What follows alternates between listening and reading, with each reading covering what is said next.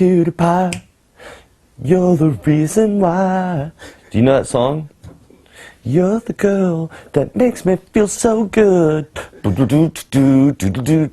goes.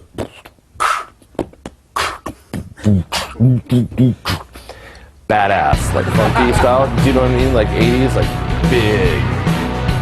Do you know what I mean? Yeah. To tell you the truth, I was drinking over a liter of vodka a day. When I quit heroin, I kind of, it hurts very bad.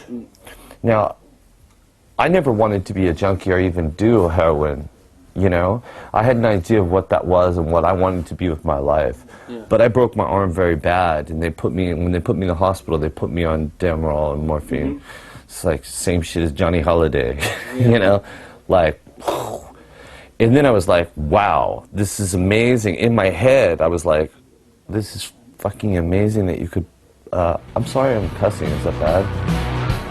I had to stop. Time to stop. I didn't like my life the way it was. If I'm answering questions with you and I'm honest about drugs or drug use, I'm not selling a lifestyle or an attitude. And what my experience will not necessarily be your experience, and probably would not be your experience. Like, looking back on my history, I wouldn't do anything differently. I'm sorry. Maybe I'm a bad poster boy for not doing drugs or drinks. But trust me, have you ever heard of Macintosh computer? Yeah. They would not exist without LSD. That's a fact. You think they put those fractals and stuff inside your iTunes, the fractal visualizer? Do you think that comes from fucking some, like Hasidic Jewish guy's imagination? Probably not.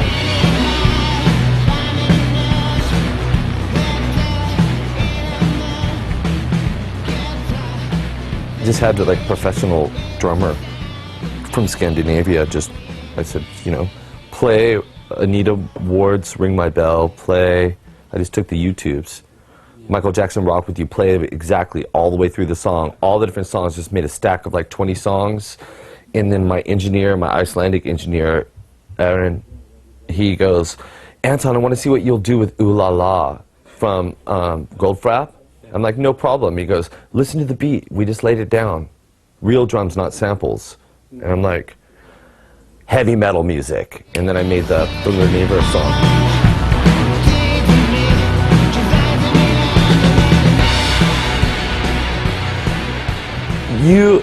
Why don't you get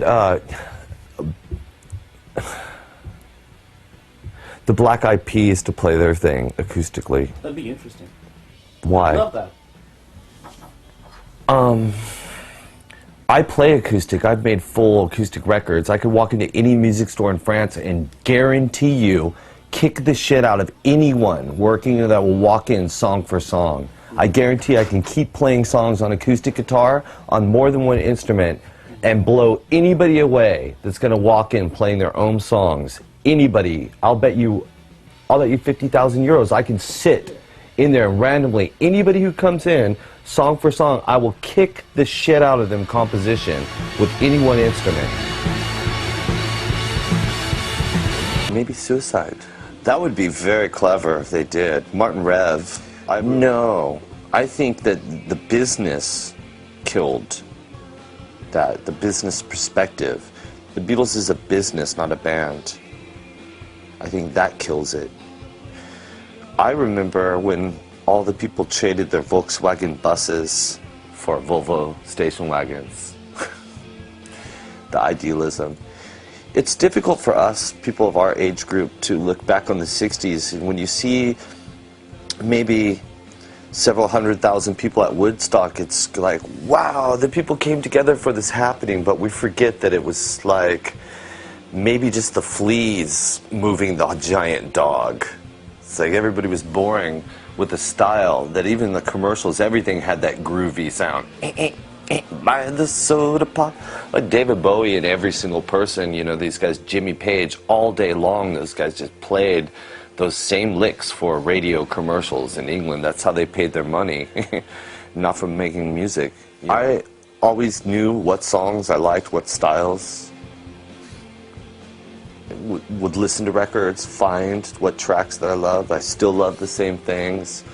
I never thought I could play music though, because I'd never seen people play. Like, you need something to make the connection so you can do something you want to do too. And that's why cooking shows are popular. You know, somebody shows you that you can do this. It's like, oh, this average person is making something, you know.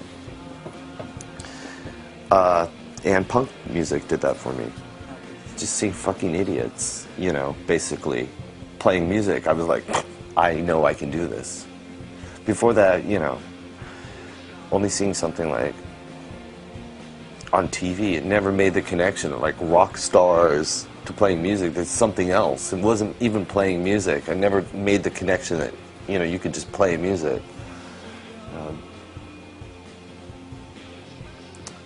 So thank goodness for that.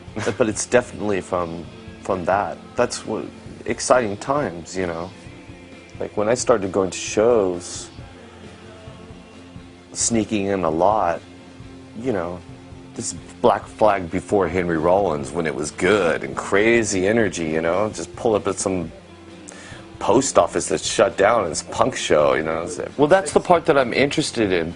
This question's about the 60s, you know, I'm from the 60s, I'm from 1967. So the interesting thing about 1967 is when Eric Clapton played at the Fillmore Auditorium in 1967, he was paid $7,000 to play his concert. Okay, right? And what were the ticket prices then? I don't know. But all I know is I play at the Fillmore right now, I got paid $7,000 to play.